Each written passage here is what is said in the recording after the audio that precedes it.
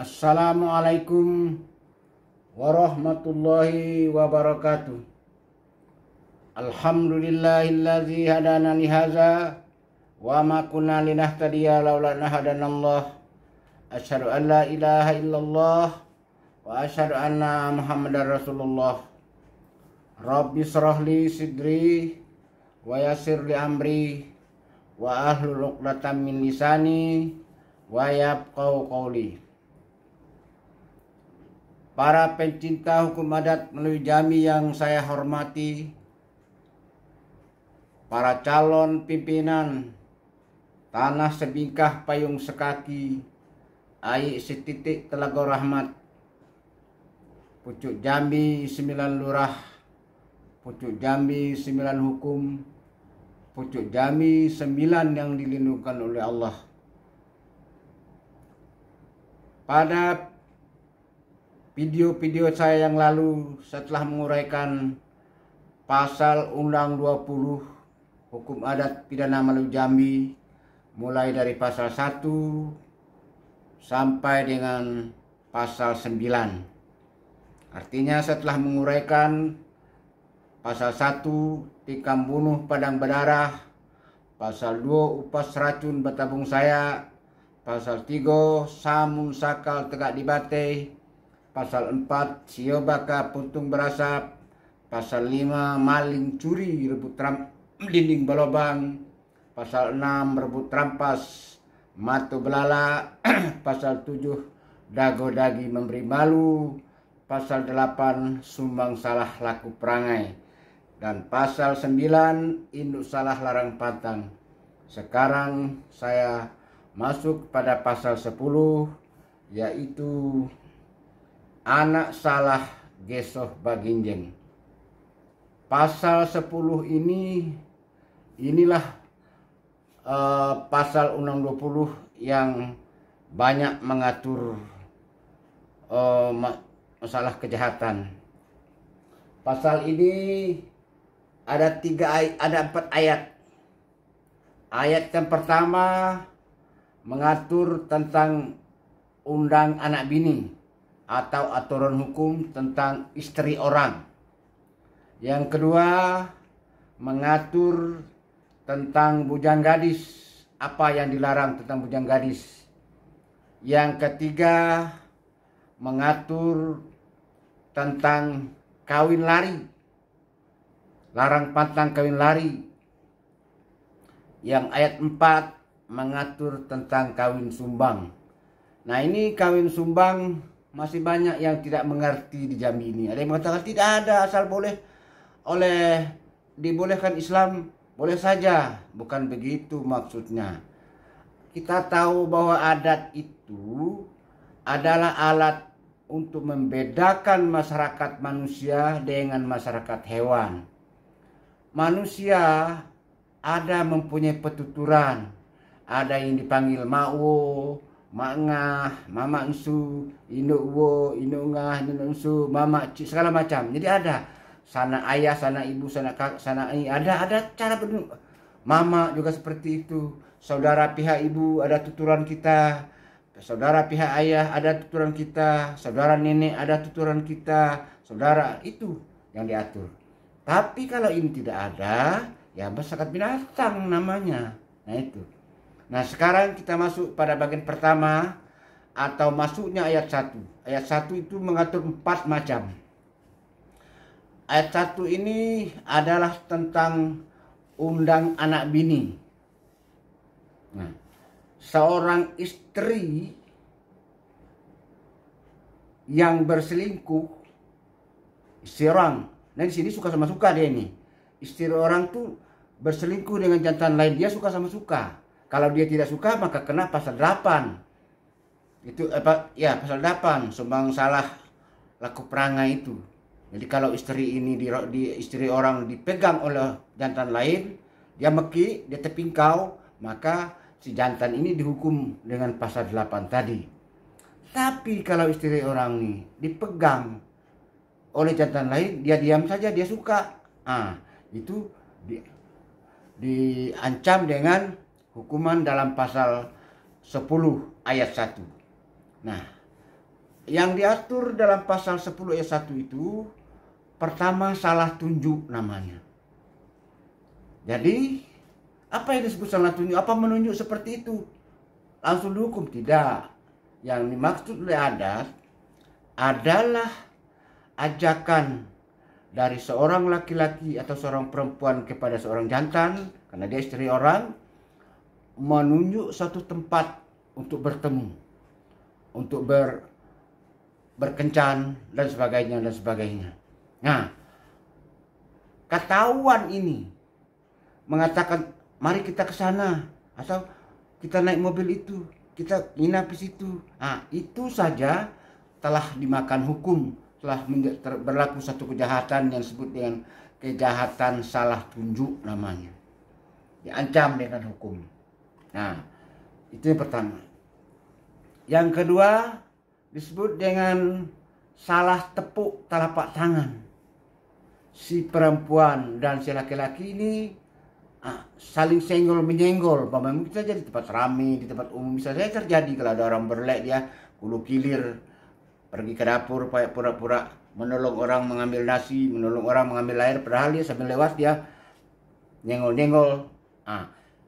Yang perempuan mau, yang laki-laki suka. Nah, itu disebut dengan salah tepuk telapak tangan. Nah, itu dalam adat. Dihukum oleh adat. Yang ketiga, ada disebut salah gisil yang buluh. Ini si perempuan istri orang ini dengan si laki-laki sudah melakukan peluk cium.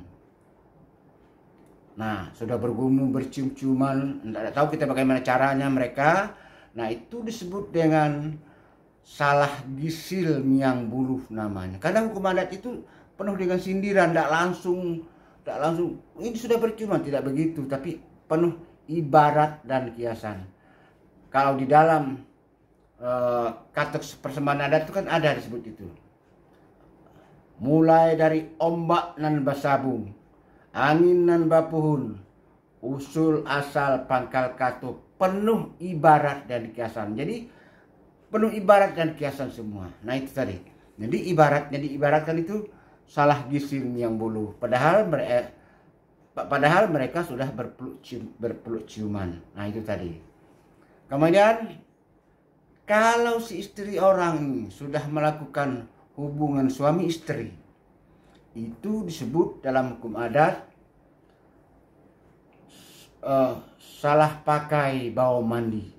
Itu. Jadi ada salahnya, salah tunjuk, salah gisil, salah tepuk telapak tangan, salah gisil yang buluh, salah pakai bau mandi. Jadi salah. Itu ada 4 macam kesalahan yang diatur oleh hukum adat. Tidak sama dengan KUHP.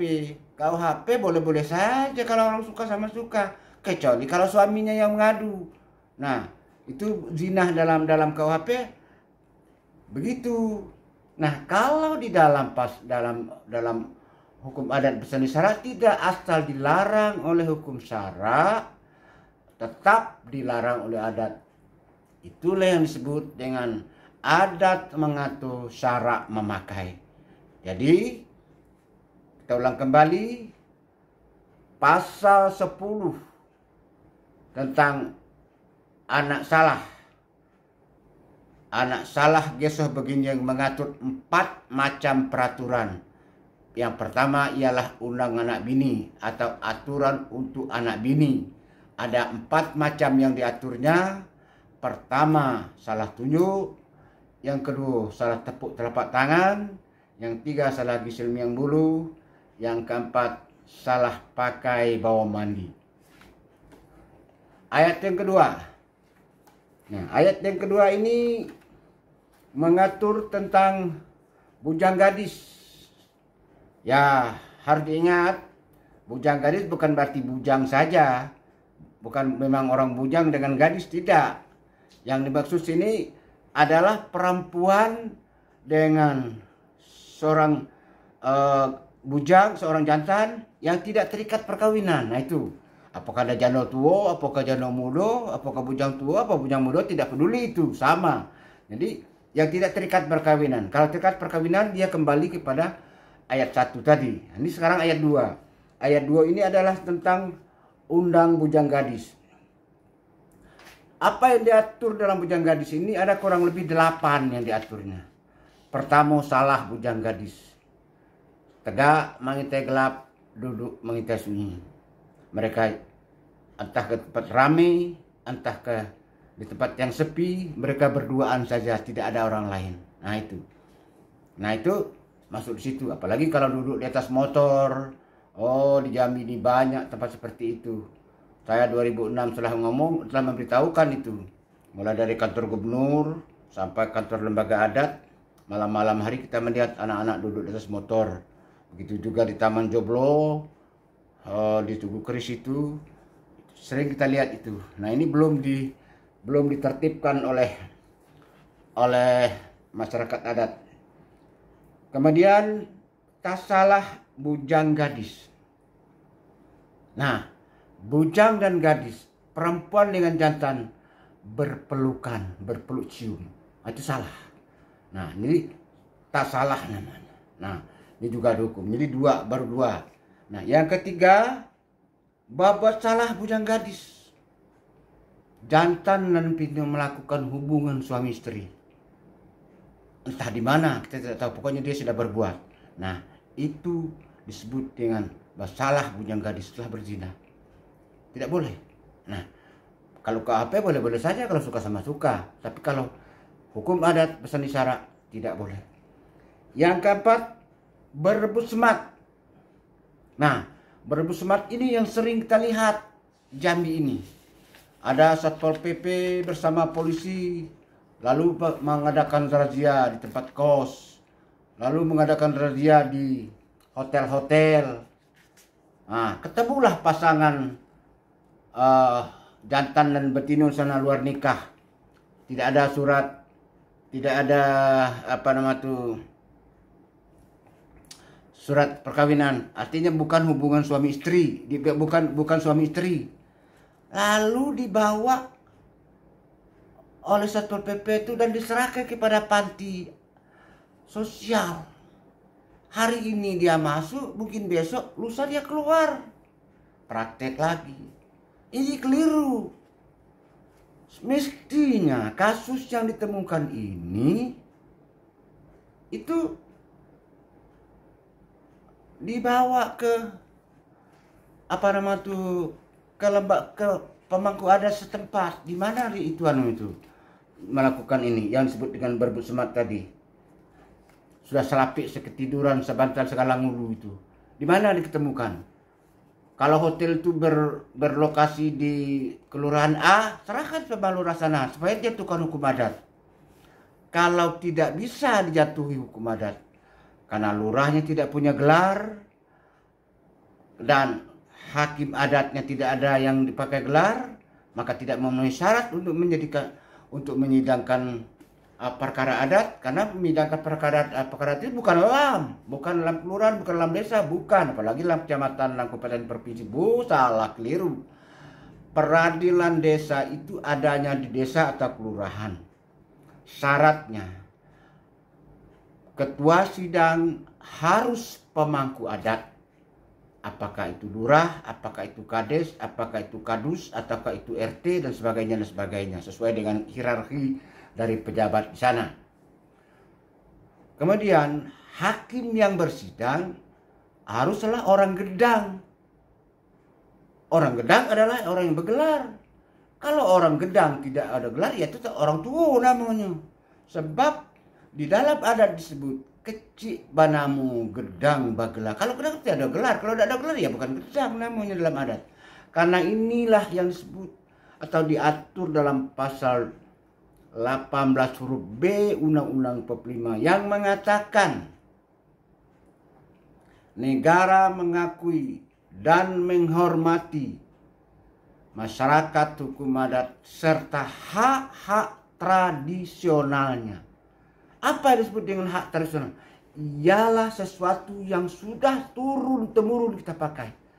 Kecik banamu Gedang bergelar itu sudah ratusan tahun yang lalu. Mulai dari rapat adat Bugis Guntang sudah dibuat itu. Kecik banamu Gedang bergelar. Mulai dari sudah rapat adat Bugis Guntang juga telah ada sidang adat. Jadi ini hak tradisional. Segala yang sudah turun-temurun itu namanya hak tradisional. Kalau tiba-tiba kita mengatakan tidak bergelar, boleh juga. Terserah Anda. Menurut saya itu tidak benar. Tidak memenuhi syarat yang disebut dengan hak-hak tradisional. Saya hanya menyampaikan saja. Ada orang yang mengatakan, oh nenek saya 15 tahun menjadi pasirah. Dia menyidangkan orang, tidak dapat gelar, langsung saja. Janganlah kita bersalah nenek. Kita ini memperbaiki hukum adat Jambi sekarang ini. Coba bayangkan. Lebih 3.500.000 penduduk Jambi. Tetapi orang yang bergelar di Jambi ini tidak sampai 200.000. Gila. 3 juta sampai 200 orang bergelar. Siapa yang salah? Orang adat. Nah, maka mari kita memperbaiki adat kita ini.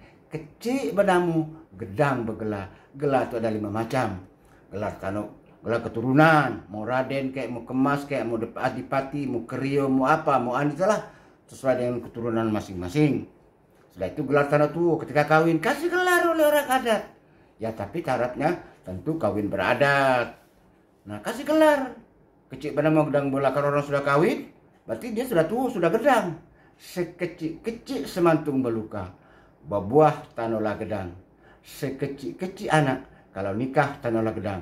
Orang gedang tidak boleh disebut nama, tapi disebut gelar. Nah itu. Jadi gelar tanah tua. Kemudian gelar jabatan. Rio, Depati segala macam. Kemudian gelar rajo. Orang hitam, orang pingai. Sultan segala macam. Itu gelar. Kemudian baru yang kelima, gelar kehormatan. Gelar kehormatan itu adalah gelar kepada orang yang telah berjasa kepada daerah. Mungkin kepada adat, mungkin kepada Jambi. Nah itu tadi, syarat bersidang tadi. Nah, kalau tidak memenuhi syarat untuk bersidang di tempat hotel itu diketemukan, maka serahkan sama kepolisian supaya kepolisian menuntut secara adat. Menuntut berdasarkan delik adat melalui pasal 5 ayat 3 huruf B Undang-Undang Nomor 1 DRT 51. Jadi polisi bisa memberkas tanpa melalui jaksa, mengajukan pengadilan dengan acara perkara cepat namanya. Nah, bisa dijatuhkan hukuman oleh hakim selama 3 bulan. Begitu caranya kalau mau memperbaiki Jambi ini. Bukan pasrah saja. Kita perbaiki. Yang tidak dihukum kita hukum. Ada aturannya. Tapi kita tidak mau. Nah itu kalau diketemukan berebut semat namanya. Nginap di hotel, nginap di rumah, di tempat kos segala macam. Berebut semat itu artinya manusia ini sudah kumpul kebo. Nah itu kasarnya begitu. Pokoknya 1 jam, apakah 1 malam, sehari, sebulan, tidak jelas itu. Pokoknya kumpul kebo. Nah, kumpul kebo harus dibawa ke pengadilan, bukan ke panti sosial. Kalau mau memperbaiki Jambi ini. Itu yang keempat. Yang kelima disebut dengan panjing. Artinya diketemukan seorang perempuan sudah hamil. Nah, entah siapa lawannya, entah siapa yang berbuat tidak jelas. Yang kalau bertemu perempuan hamil di luar nikah harus dihukum. Sekarang adakah razia? Adakah orang Jambi ini menrazia atau Satpol PP Jambi mengatakan razia ke tempat-tempat seperti ada pucuk dulu? Berapa banyak orang yang hamil sana? Kalau ketemu harus dihukum. Dihukum sesuai dengan hukum adat. Kalau tidak bisa dihukum dengan hukum adat, lalu dihukum oleh pengadilan negeri melalui pasal 5 ayat 3 huruf B. Katakan sama polisi, sama Kapolsek, ini bukan delik aduan. Ini bukan Muhtar Agus yang membuat undang-undang ini, tapi diatur pada tahun 51. Tadinya undang-undang darurat, lalu disahkan menjadi undang-undang, maka DRT-nya masih melekat. Gitu. Nah, jadi itu yang kelima. Yang keenam, salah bujang kepada gadis. Jadi bujang yang memaksa gadis si gadis tidak mau. Nah, ini beda dengan dengan istri orang. Kalau istri orang, kalau dia tidak mau, dia tunduk kepada pasal 8 yang disebut dengan sumbang salah laku perangai. Tapi kalau di sini si gadis tiba-tiba si jantan memegang gadis, si gadisnya memekik, maka dikenai dengan pasal ini. Dia memaksa mencium si gadis misalnya, dan si gadis tidak mau. Nah, itu anunya. Terus yang ketujuh, perompak pantang gadis. Nah, ini kalau seorang bujang, seorang jantan memperkosa perempuan. Kalau sekadar peluk cium, kena peluk cium. Kalau sekarang memperkosa, nah juga dijatuhi hukum adat. Nah, tidak bisa dilepaskan saja, dibina semua, tidak bisa. Nah, kemudian yang kedelapan yaitu belarian atau lari ke dagu rajo. Ada orang jantan sama betina, dia pingin kawin tapi tidak berani melapor sama ibunya atau mungkin ibunya tidak mau, maka dia pergi ke rumah depati atau rumah kepala desa. Di sana dia minta dinikahkan. Maka sebelum dia nikahkan, dia tinggal di rumah itu dengan biaya dari si jantan. Maka ini dihukum menurut adat. Mak bapaknya yang punya anak harus jemput anak ini dengan denda sekian. Nah, itulah yang mengatur ayat 2 yang mengatur tentang bujang gadis dari pasal 10 tadi. Jadi ingat, saya ulang kembali, pasal 10 Undang 20 ayat pertama mengatur tentang anak bini ada 4 macam. Kemudian pasal 10 ayat 2 mengatur undang bujang gadis ada 8 macam yang diaturnya. Kemudian yang ketiga, ayat yang ketiga yaitu kawin lari. Kawin di negeri orang. Nah, kawin di negeri orang ini ada 2 yang dilanggar deliknya. Pertama disebut mendagi wali. Yang kedua disebut mendagi nenek mama. Andai kata kalau si ahli ada seorang bujang dan seorang gadis kawin di negeri orang, tetapi walinya bapaknya sendiri, bapaknya pergi ke sana dan menikah ke sana, ini tidak ada walinya, berwali kepada hakim di sana. Itu namanya mendagi wali. Dia harus dihukum beras 20 dan kecil bebatu gudang bebukal. Nah, yang kedua mendagi nenek mama namanya. Karena kampung kita mempunyai pemangku adat. Ada orang yang berkato dulu sepatah, berjalan dulu selangkah. Kampung kita beradat. Kalau mau kawin di kampung kita, lek bapungko kerja bajunjung. Maka lek pungkonya adalah orang tua kita dan junjungnya adalah pemangku adat setempat. Tapi sekarang kita tinggal tempat lain. Kita kawin tempat lain. Maka disebut mendagi nenek mama. Jadi orang kawin lari itu ada 2 hukumannya. Pertama, mendagi wali. Dia meninggalkan wali kaum kerabat. Yang kedua, mendagi nenek mama, meninggalkan kurung kampung yang beradat. Ada pemangku adat, ada pemangku sara yang kelam menyuluh, terang menyigi, mengurungkan petang, melepaskan pagi. Ada pemangku adatnya. Tetapi kita pergi ke negeri orang, maka disebut dengan kesalahannya ada 2, mendagi wali dan mendagi nenek mama. Nah, begitu anunya. Nah, itu yang ketiga. Kemudian yang diatur lagi dalam pasal 10 ayat 3 ini. Pasal 10 pasal 10 Undang 20 ini yaitu ayat 4, yaitu kawin sumbang namanya. Begini, yang dimaksud kawin sumbang itu kawin dengan keluarga dekat. Ada 2 jenis kawin sumbang dalam adat. Pertama, kawin sumbang yang disebut dengan diampang saku diambil mati. Artinya si A dan si B bersaudara kandung, dia mau kawin. Maka adat mengatakan diampang saku diambil mati. Tidak boleh sama sekali. Dan dia dihukum, dia kawin tidak boleh. Kalau mau kawin juga silahkan, jangan kawin di sini, tapi bayar hukuman dulu, kamu larilah di kampung lain. Kamu jangan tinggal di sini, nanti negeri ini akan dimakan Bisokawi. Itu namanya kawin sumbang yang diambil sako, diampang mati.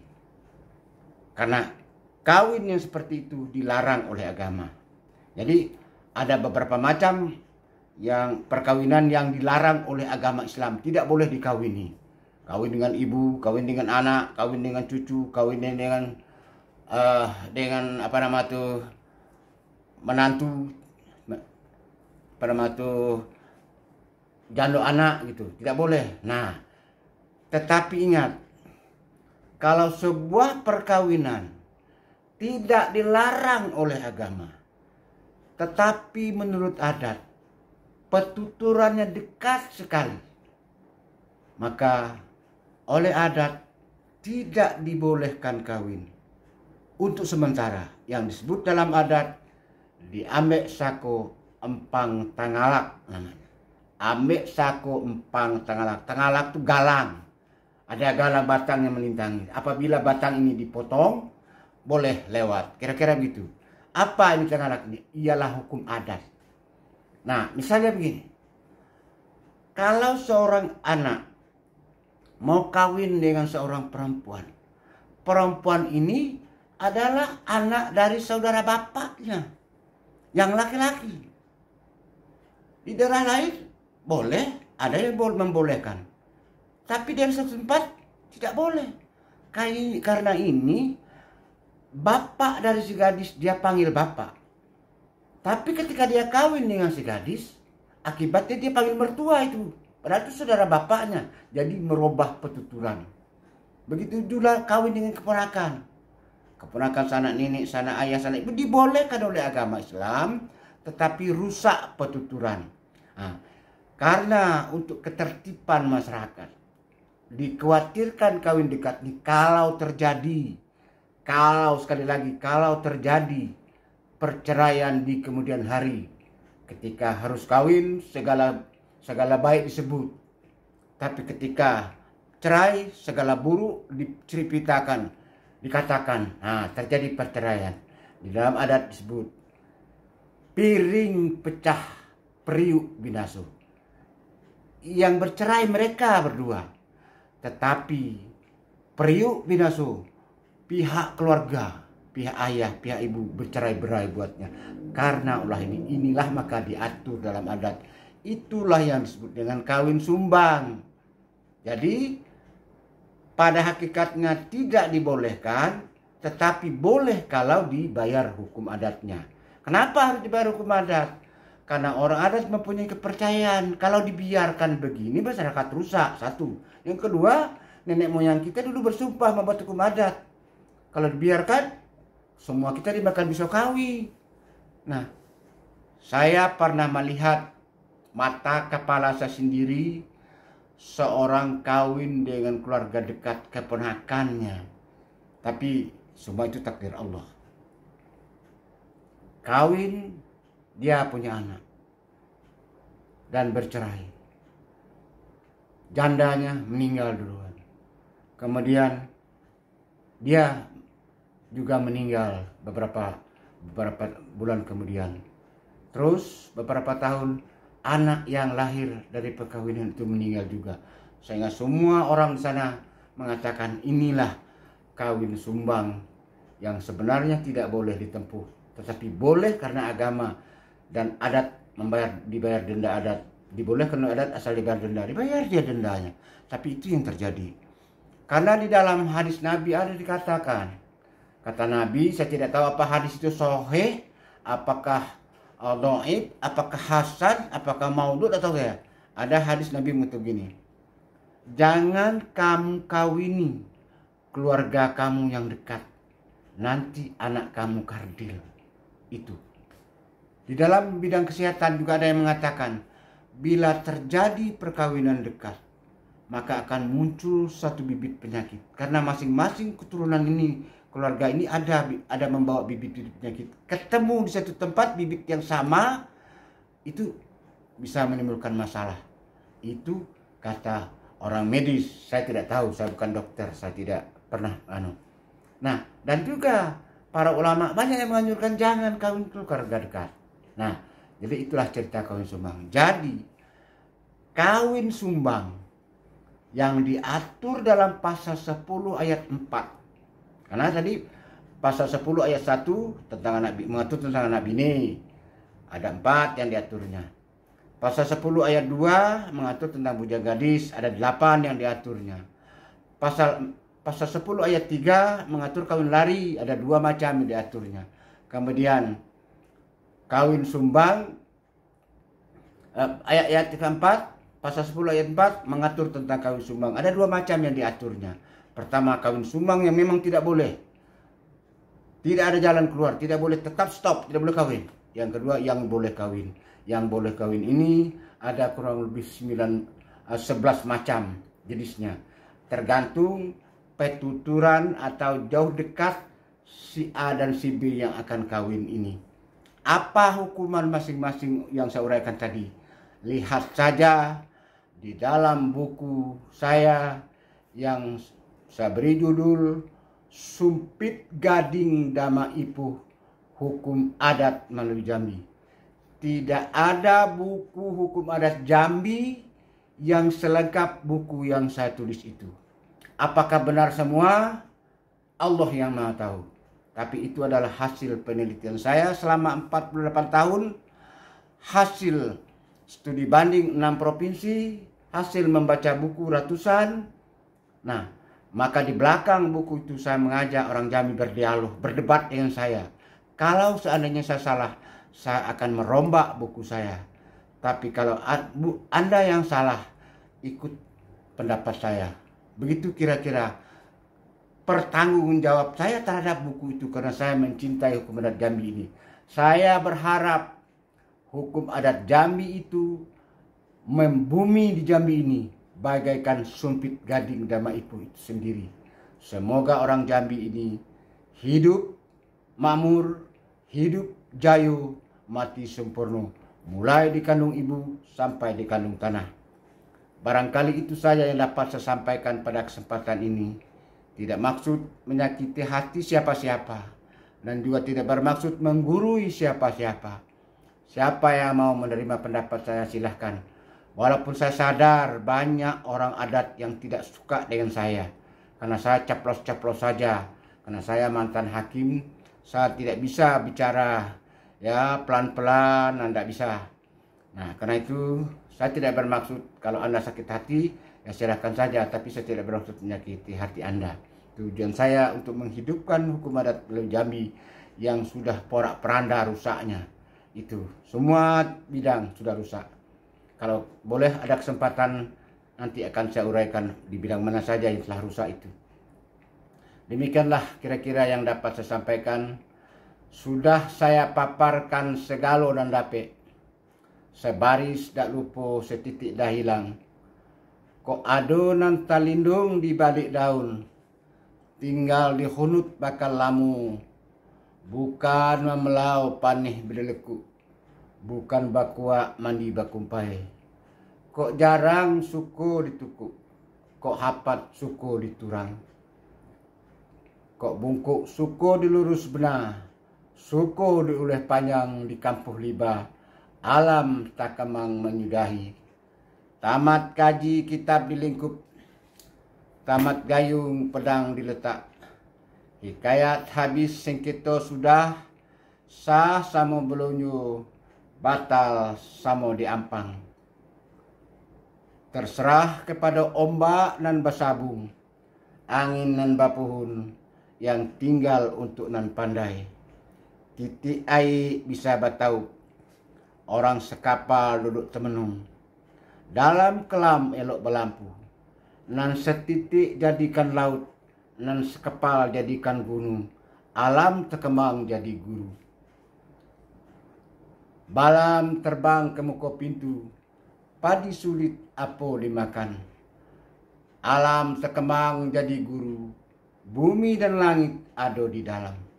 Yang benar dari Allah yang Maha Kuasa. Yang salah dari Mukhtar Agus Khalid Ishak. Kepada Allah saya bertobat dari segala dosa-dosa yang saya lakukan. semoga diampuni. Kepada yang sakti keramat mohon tabi, ku ado nan terlewat terlampau. Kepada sesama insan mohon maaf dari kesalah kata dan salah perbuatan. Jangan terjadi rumah sudah tukang dibunuh, baik selesai tukul berdengkang, api padam buntung berasap. Biarlah yang berlalu dibawa tebing runtuh, hajut di arus air kili. Ko ado mimpi buruk, gerak dan salah. Mari sama-sama kita buang dengan membaca surat Al-Fatihah. Wassalamualaikum warahmatullahi wabarakatuh.